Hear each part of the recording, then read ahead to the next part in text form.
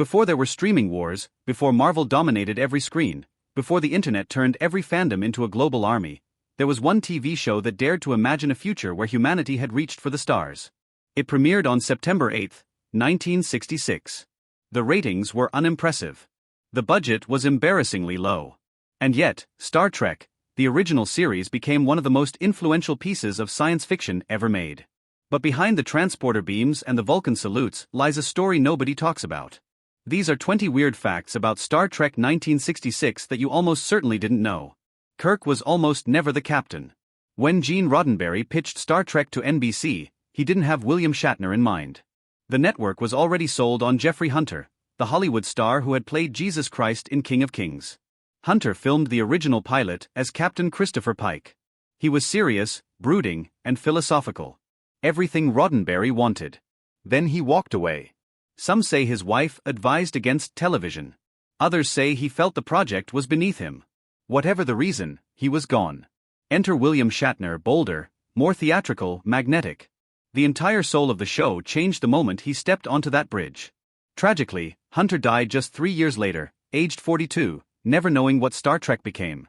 So if Captain Kirk almost didn't exist, then what about the character who defined Star Trek even more than Kirk ever could? Spock was supposed to have red skin. Roddenberry's original concept notes describe Spock with reddish, almost satanic-looking skin, unsettling, otherworldly, a creature from another world. Early design sketches leaned hard into this demonic visual. Then reality intervened, black and white television. In 1966, most American households still watched in black and white. Red skin would show up dark, almost black, sending completely the wrong visual message. So they shifted to a greenish-yellow tint, subtle enough to suggest alienness but light enough to read on monochrome screens. The irony? When the show aired in color, the tint was so subtle most viewers didn't notice it at all. But the pointy ears carried the weight. And the rest, as they say, is history. But changing Spock's appearance was just the beginning. Because one of the show's most iconic inventions wasn't planned at all, it was a last-minute fix to a much bigger problem. The transporter was invented to save money. Ask any Star Trek fan what their favorite piece of technology from the show is, and there's a good chance they'll say the transporter. The ability to disassemble a human being at the molecular level and reassemble them somewhere else. It's one of the most audacious ideas in science fiction. But here's the secret Gene Roddenberry would probably prefer you didn't know. The transporter wasn't born from visionary storytelling. It was born from a budget crisis. The original plan was to show the crew of the Enterprise traveling to planets the old-fashioned way, via shuttlecraft. Land the ship, show the descent, show the approach. It would have looked spectacular. It also would have cost a spectacular amount of money that the show simply did not have. The production team needed a cheaper alternative, and fast. The solution they came up with was the transporter, a special effect created by filming sparkling dust dropped in front of a dark background and then reversing the footage. Total cost, a fraction of what filming a shuttle landing would have required. What started as a cost-cutting measure became one of the defining icons of the entire franchise. Today, physicists debate whether teleportation could ever be real. Scientists at universities run experiments inspired by the concept. All of it traces back to a production team that couldn't afford to build a shuttle. And if something as legendary as the transporter came from a budget crisis, wait until you hear what the network thought of the entire show at the start. NBC rejected the original pilot as too cerebral. Most shows get one chance with a network. Star Trek got something almost unheard of, a second chance, but only after being told its first pilot was fundamentally wrong. The original pilot, The Cage, was submitted to NBC in 1965. The verdict was brutal. Too cerebral. Too slow. Not enough action. The female first officer, played by Majel Barrett, was apparently too much for executives of the era to accept. NBC rejected it outright. But they commissioned a second pilot, almost unprecedented. Roddenberry went back to the drawing board. Out went number one. In came Kirk, Spock, and a livelier, action-forward tone. But Roddenberry didn't waste The Cage. He later repackaged its footage into a two-part episode called The Menagerie, the only Star Trek episode to win a Hugo Award. The rejected pilot became award-winning television. Nichelle Nichols was convinced to stay by Martin Luther King Jr. in 1960s American television. Nichelle Nichols was doing something radical just by showing up to work. As Lieutenant Uhura, she was one of the first black women in a major, non-subservient role on mainstream TV. She had authority. She was essential. But after the first season, she was ready to quit. Broadway was calling. She submitted her resignation to Roddenberry. Then she attended an NAACP event, and Dr. Martin Luther King Jr. asked to meet her. King told her Uhura was a symbol. That for the first time, young black children could see someone who looked like them as a professional, an officer, a person of dignity at the highest levels of human achievement. She withdrew her resignation the next day. She later called that conversation one of the most defining moments of her life. Leonard Nimoy was deeply uncertain about playing Spock. Today, Nimoy and Spock are synonymous. But in the early days of production, Nimoy wasn't sure the character would work, or whether he even wanted to play it. His concern was the ears. The pointed ears, the greenish skin, the alien features. He worried it would make Spock look like a monster. A freakish villain, rather than a sympathetic hero. He feared being typecast, reduced to a novelty act in a rubber costume. He also struggled with the emotional flatness the role demanded. Nimoy was a trained, expressive actor. Playing a being who suppressed all emotion required him to completely rewire his instincts. What changed everything was the audience. Viewers didn't see a monster, they saw depth beneath the stoicism, warmth beneath the logic. Nimoy later wrote 2 autobiographies. The first, I Am Not Spock. The second, I Am Spock. The journey between those 2 titles tells you everything.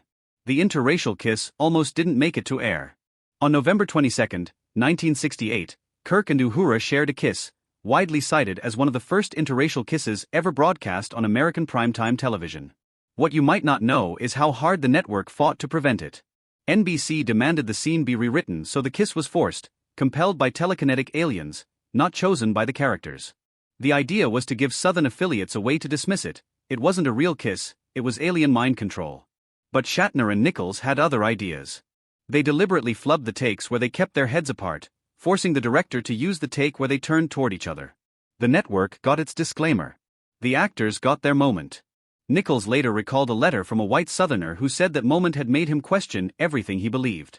One kiss on a science fiction show changed a man's life. The show was saved twice by fan campaigns. Star Trek was never a massive ratings hit. After the first season, NBC began making noise about cancellation. After the second, the noise got louder. What happened next had no real precedent in television history. Fans organized. Estimates suggest over 1 million pieces of correspondence flooded NBC's offices across the 2 campaigns. Petitions circulated on college campuses.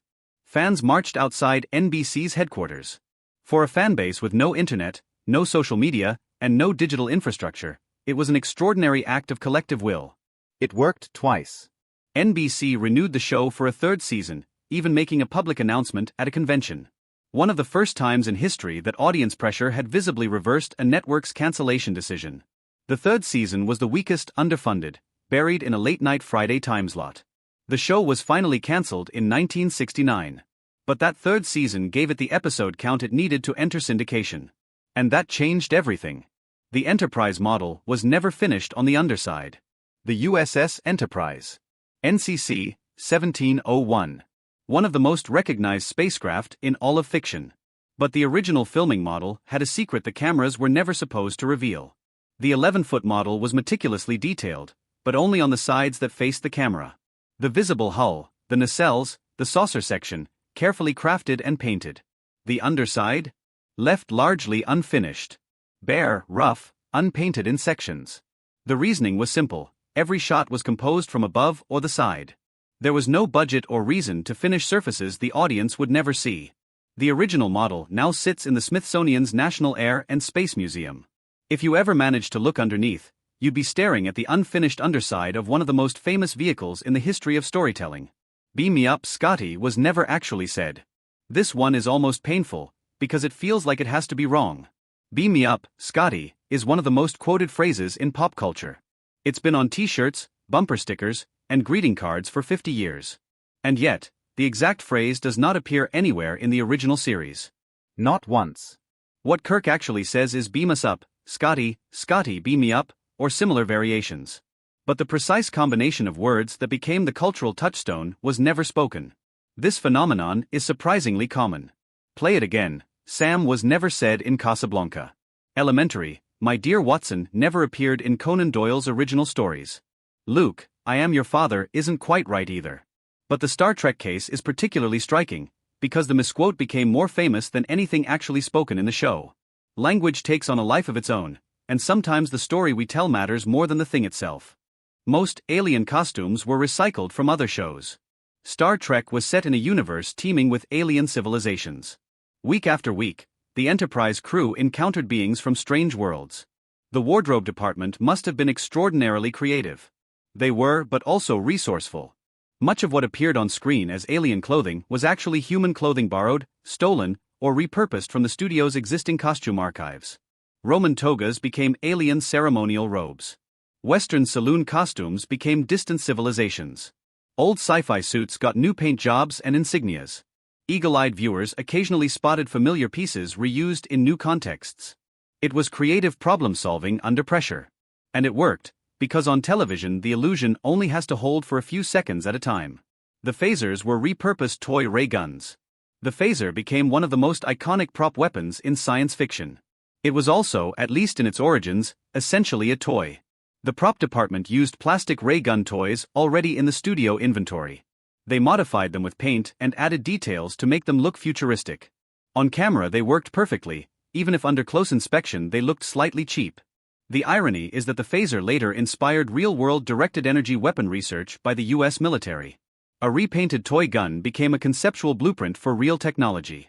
The tribbles were an electrical hazard. The episode The Trouble with Tribbles is one of the most beloved in the series. But behind the scenes, the tribbles were a minor catastrophe. They were made of synthetic fur over foam with small motors inside. Under hot studio lights, they generated massive static electricity. They stuck to costumes, clung to sets, and shocked crew members. Hundreds had to be managed during filming, with procedures developed just to discharge them between takes. Also, a comedy episode about cute fictional animals could be completed without electrocuting the cast. The red shirt trope was born here. The idea of the expendable red shirt character comes directly from Star Trek. Red uniforms were worn by engineering and security personnel, the ones most likely to go on dangerous missions. And they often didn't come back. Fans later noticed the pattern and identified the trope. Minor red shirt characters frequently died on away missions. The show never highlighted it, but the audience absorbed it until it became a cultural shorthand for expendable characters. The Klingon were not the main villains. Most people assume Klingon were Star Trek's primary enemies, but in the original series they were secondary. The Romulans actually appeared first and were more central antagonists, reflecting Cold War tensions in a more subtle way. Klingon were introduced later as a more direct, militaristic threat. Their dominance as Star Trek's iconic enemies really came later, in films and The Next Generation.